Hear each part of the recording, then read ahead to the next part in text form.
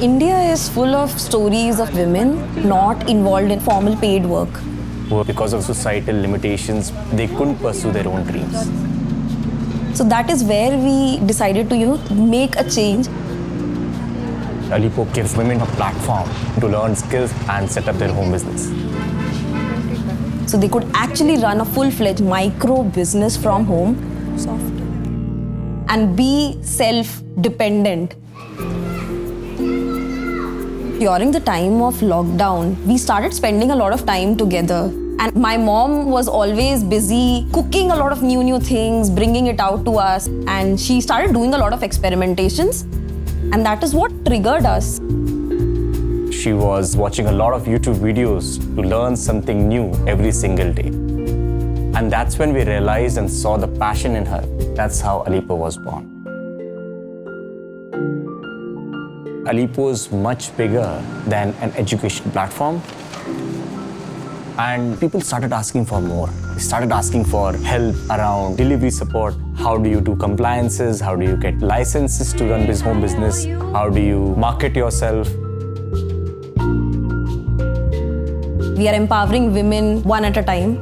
And Alippo is going to change the society for good. Ayushi and I met in 2008 as part of our college. I still remember that date. We just connected when we started sharing some crazy ideas. Nikhil is perfectionist. That's how I think we complement each other very, very beautifully well. Yeah. He's the one who pushes us. And she's like the backbone at Alippo, making sure that the business keeps growing and it creates a lot of impact so that we change this world forever. Good news. We are number 2 on Google Play.